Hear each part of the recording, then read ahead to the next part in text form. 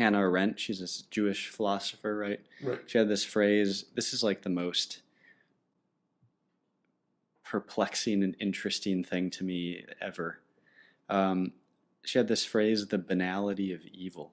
Mm-hmm. And her thought was that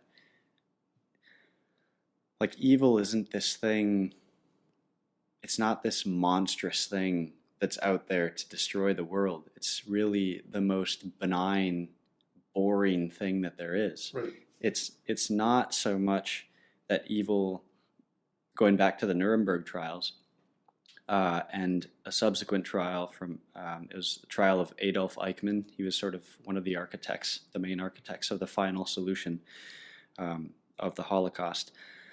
He escaped to South America, was captured, put on trial, and she, Hannah Arendt, went to his trial to report on it. And she's Jewish, and she walked into this courtroom waiting for Adolf Eichmann to come out and sit on the stand. And she had built this guy up in her mind as this like horrible human being who just wants to wreak havoc on the world and like kill every Jew that's living. So she made him out to just be this vicious, terrible man. And he came out and he's like hunched over, this kind of old guy, frail looking. And throughout the process of his trial, he kept coming back to that defense that, oh, I didn't mean for this to happen. You know, I was just following orders. And it just kind of, I think it changed her a lot. And that's where she came up with this phrase, the banality of evil, that it's not, this evil's not necessarily this thing that you embrace and then go wreak havoc. It's this like sort of hands-off, what's the word I'm looking for? Laissez-faire. Yeah, there's something else too, though. It's a complacency. You know, it's not caring, it's not thinking, it's not grappling with the world. It's just accepting that the definition of normal in the Nazi Empire, the definition of normal had been completely flipped. Yeah. And so we think of normal now as like standing up for human rights and defending the humanity of people. But the environment had shifted so completely that had actually become what was evil by definition of the Nazi Party. If you're maintaining the ability for Jewish people to survive, that's actually evil. You know, like that is condemnable. Yeah. And so that happened by this process of, you know, this long process and the use of propaganda and all of these other tools that sort of co-opted the mind of the masses of people. And they slipped into thinking that this, what we call evil, is just normal. Right. And so it is a complacency. It's just this benign force that just happens, you know, and that's, there's a lot to learn from that. A lot to learn. Yeah. And what I've kind of realized is there's, so I think what we're talking about is kind of cultural and moral evil. Mm. So that would be really is cultural dependent. So like depending on your culture, how do you view evil? In American culture, we might view evil as terrorism, or and again in America we define terrorism as when it's like a brown person perpetrating like murders on a lot of white people, basically. Because because there was a shooting in Las Vegas about a year ago, and the reporters asked the Las Vegas mayor, or I think someone like that, like, oh, was this a terrorist act? And the guy's response was, no, he was a Christian, or like, no, he was a white man, or something. So saying like, so the word terrorism is dependent on race. So like we have kind of a weird concept of evil here. That's completely random. Maybe it's not just race, but ideology. Yeah, it's really based on us versus them. Like a lot, because the mainstream status quo idea of terrorism is from the Christian centric viewpoint. Like it's it's Islam versus us, and that was created during the September 11th era. That it's like terrorism. But how to define that is Muslims doing acts, like random acts of terror against us, and us would be like white America or Christian America, and so that is the kind of the epitome of evil that we have, and then we define Hitler as the epitome of evil as well. But if you flip the cultural context, like if you imagine that you are a terrorist, you wouldn't view yourself as terrorist, actually. Right. Like you would not identify as a terrorist. You would identify as a hero because you're reading the Quran and your teacher is telling you, yes, like this is what the Quran is saying. And literally the Quran for that person is the word of God. So you're following the orders of God. Like that's what we think we are doing here in America, like, or following the orders of whether you believe in God or not, but kind of like what is right. Well, of course we're doing what is right. But if you say you look at it from that terrorist perspective, or if you look at it from Adolf Hitler's perspective, or if you look at it from like the polar bear's perspective, like if you're a polar bear and your habitat is being destroyed because of global warming and climate change, of course you would say like people driving to work are evil. Like they're just like using all of this gas and they're warming the climate and they're killing my people, the polar bears, right? I think that necessitates a really open mind to see from the perspective of an animal. But it's actually extremely random that you say we the humans. That's completely relative. Saying that like I identify as human. Yeah. It's a random line that you drew between like Homo sapiens and whatever polar bears, whatever that would be the scientific name. But there's actually, if you look at it, whether it's scientifically, spiritually, or philosophically, there's no difference between humans and polar bears. It's actually because we're living on the same earth, we're living in the same biome. It's the same suffering, it's the same happiness, it's the same love, it's the same energy.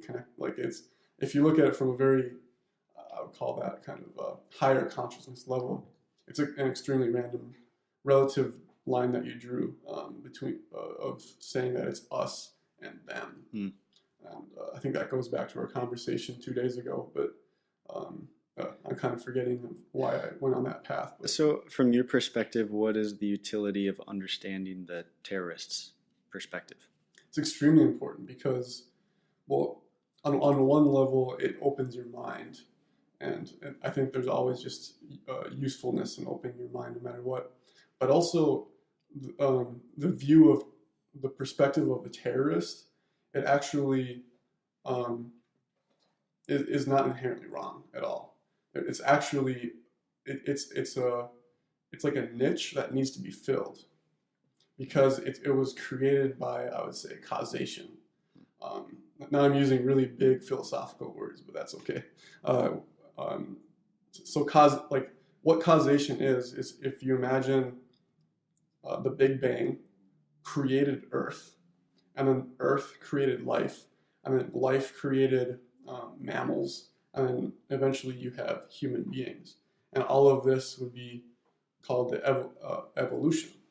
So basically you can think of that evolution or the progress of the universe created you right now here. And the universe created this exact context. And so actually the universe has created things like Adolf Hitler. The universe created the Holocaust, has created Muslim terrorists, has created evil American imperialism on other countries. So actually, it's again going back to the random separation, but it's a random separation to say like I am right and Muslim terrorists are wrong, and it's the evil is coming from your ignorance to see that you, like the idea that I am not a Muslim terrorist. It's actually those individuals are the same as you. So what you're saying right now, how is this not moral relativism? How is this not an excuse to dismiss or ignore the terrorists' actions? Yeah, so what I'm speaking of right now is on like the deepest level of like the deep philosophical, spiritual realm of reality. And what I can do is like I don't want to go that deep. What I just explained was kind of the deepest level, but if you go one level up, you would call that moral relativism. And moral relativism is short-sighted in and of itself. I don't think it goes far enough to see that like the next step after moral relativism is actually that the universe itself is true. The universe itself is real, and that all human ideas just are ignorant, are evil. So for me, the ultimate definition of evil is ignorance. And what ignorance is not understanding reality. So that's why like everybody, when anybody has like ideas and archetypes and myths. So for example, Anna Arendt, is that her name? Oh, Hannah Arendt. Hannah Arendt, she put an idea on that Nazi guy, and she had this image in her mind of who he could be, but actually he wasn't that image. So it's actually evil in her she was evil in her ignorance to So see that how is he that wasn't. evil, though? Based on my definition of ultimate evil, that she was ignorant.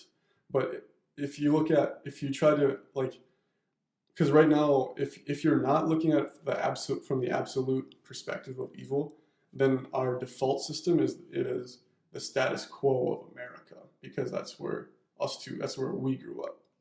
Or if you grew up in China, your default level or your default thinking, your default worldview is going to be Chinese culture, which is not taking into account all of reality. So when we're looking at a Muslim terrorist, for example, we have two choices. The good act, I would say, is to try to understand that I'm equally as evil as the Muslim terrorist, because we are both living a life of ignorance. So then, why should I counter the extremist, the terrorist? So the why would be, so really ultimately there's not like the ultimate level. There's actually, you don't need to do anything. But I would say one level up from that would be, because you have motivation, that's creating meaning.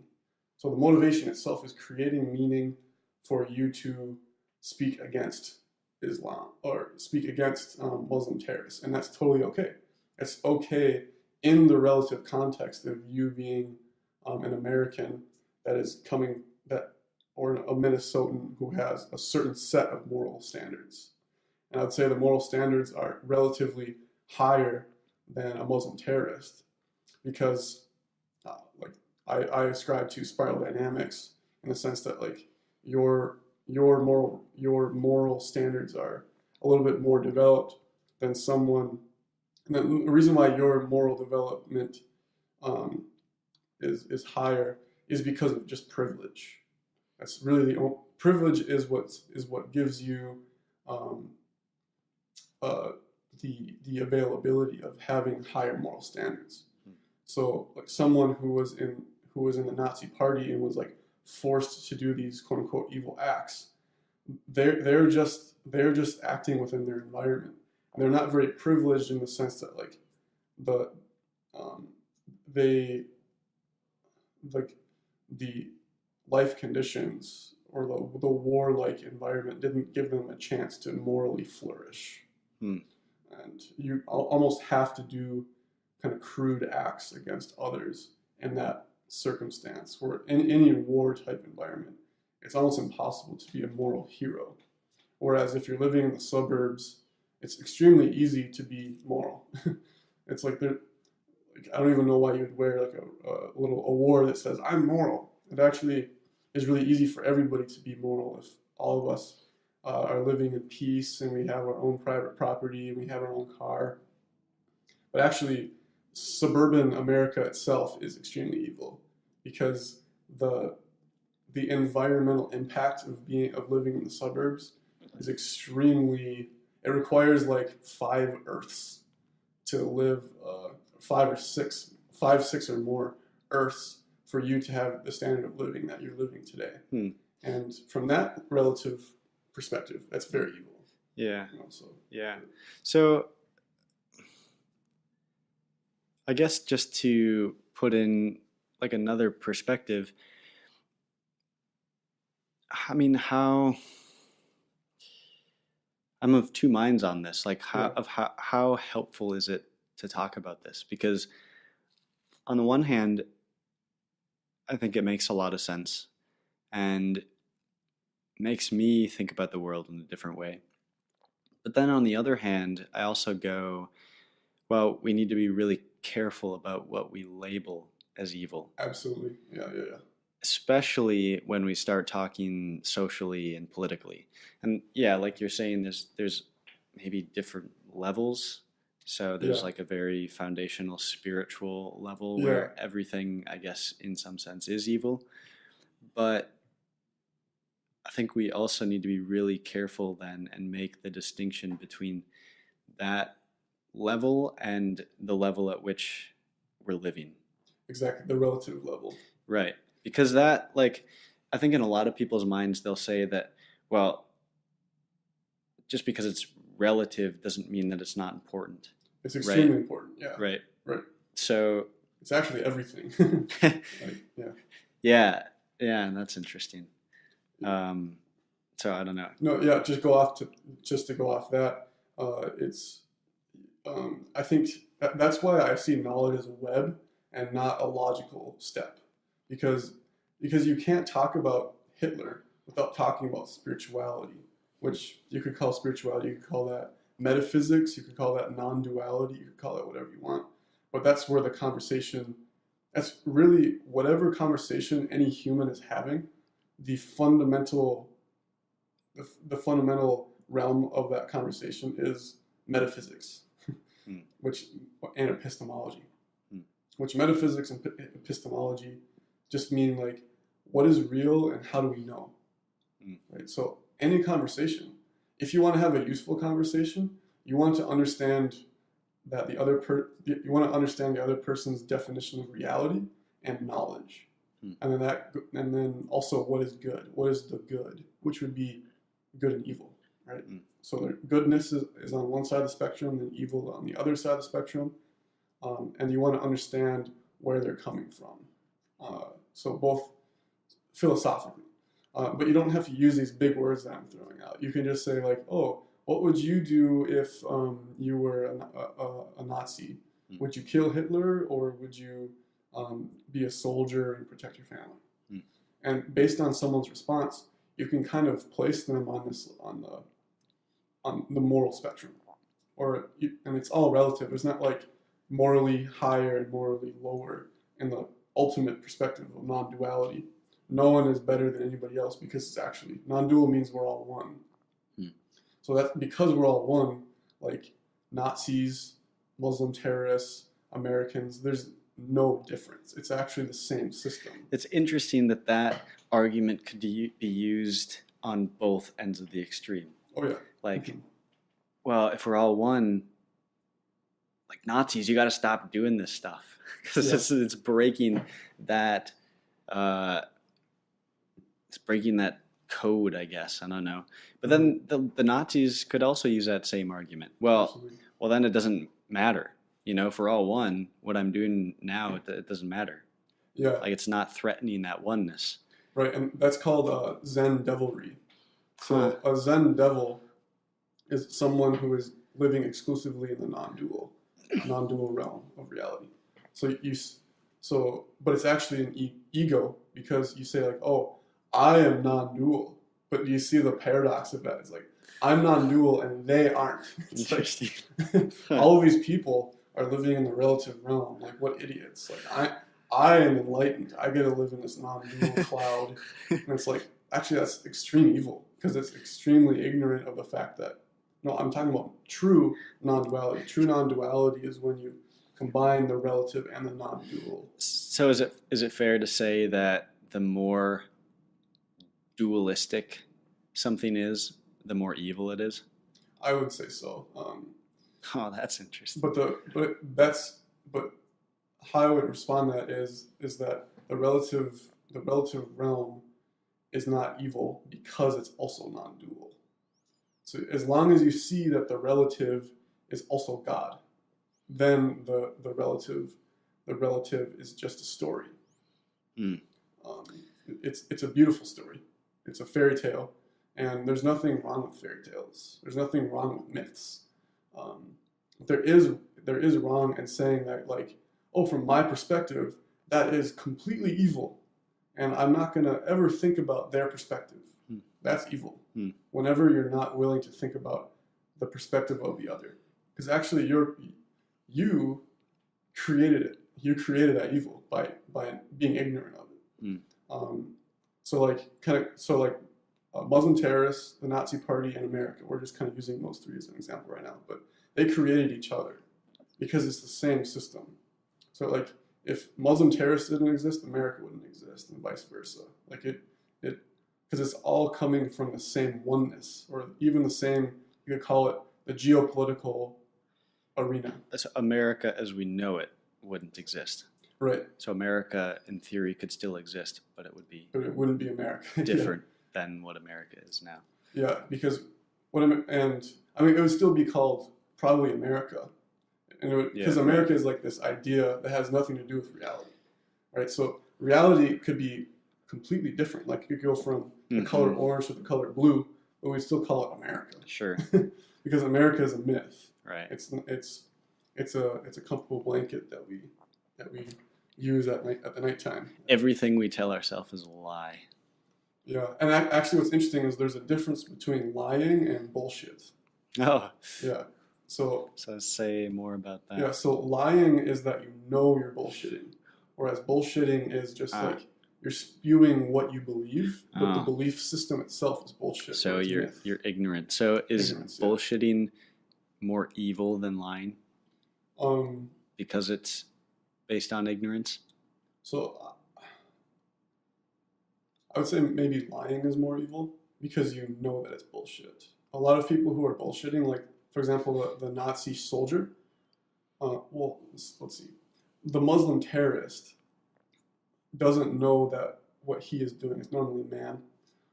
What he is doing is evil. He doesn't know that. He actually thinks it's extremely good. It's the will of Allah, right? And Allah is like good, like the good. So it's like when you're acting upon the good of Allah, which everyone thinks they're doing. So that's. But isn't that more evil in a sense because you have no ability to correct it? Like, I mean, how does what you're saying now square with what you said before, where evil is ignorance? Yeah. So this is the issue: is people, they misconstrue evil with blame. So blame means that there is an individual certainly there that has free will, and they were given this choice between A or B. That's actually never the case. Like, it seems like these people, that there's like this responsible party, this responsible person who chose good option A or evil option B. And actually what I'm talking about is the system itself is bullshitting. And that's why it's not like, the system is not evil, it's just the way it is. And people who are bullshitters, like a Muslim terrorist, is just part of the system. He or she is like a puppet in the system. So actually a victim. So when you're a victim, you have no responsibility or blame. So, they can't be evil. But a person who's lying, like, for example, Donald Trump lies. Well, ultimately, I think Donald Trump is a victim. But Donald Trump lies a lot, so that would be more evil because he knows he's spewing bullshit for his own gain. And like, he has all that he needs, but because of his ignorance, he needs more and more and more and more. So like, for him, power is like his cocaine. Like, he just needs more and more power. And I mean, that's why I think ultimately he's a victim and blameless. But I would say that he is more evil because he has all that he needs and more. Whereas a lot of Muslim terrorists, they were like farmers in Syria, and they were kicked off of their farms because of either the war or because of climate change. All of these things that were created, basically, you can go all the way back to colonialism and American imperialism. And, so this goes back to the Bonhoeffer question in my mind. yeah. Maybe Donald Trump is a bad example to use in this instance. But I'm just thinking about, is there ever a scenario where it's justified to lie to pursue something that you deem as wholly good? Can you repeat the question? Is there a scenario in which lying could be good? Yes. I think so. If you think about the phrase a white lie. Mm-hmm. So if you look at that phrase, if you're a utilitarian where you're weighing a cost-benefit analysis, right? A lot of times the definition of a white lie is that there are more benefits to lying in that situation than costs. Sure. But But is it possible that there could be an enormous white lie that's still justified? Yes. Because this is where I'm tying it back to Bonhoeffer, where murdering somebody is like that's like the thing you don't do as a human. But he had still justified it in pursuit of a means that he thought was he obviously thought it was worth it. Right. If you kind of ascribe more to like, you see the utilitarian perspective where happiness in aggregate, how do I add as much happiness to the world as possible, then I think you have an extremely powerful point in killing Hitler. Like, you could easily argue that there's more benefit to killing Hitler than cost. And so I don't think it's a really hard moral decision to do that, but in that context, when you're growing up or when you're living in Nazi Germany, and you have been influenced and propagandized by the Nazi Party. Now you think that, well, I know it's evil, but I still want to do it. So just based on the cultural perspective, you think that killing Hitler is evil, but you want to do it because there's another intuitive part of yourself that is saying, well, it's actually morally good to do that. No matter the consequences. Like, the consequences of killing Hitler will be better than what's likely going to happen if he continues in power. Right. And that would be kind of a utilitarian perspective. Mm-hmm. But yeah, I don't know if that answers your question. Well, I don't know if it's a wholly answerable question. Yeah. Basically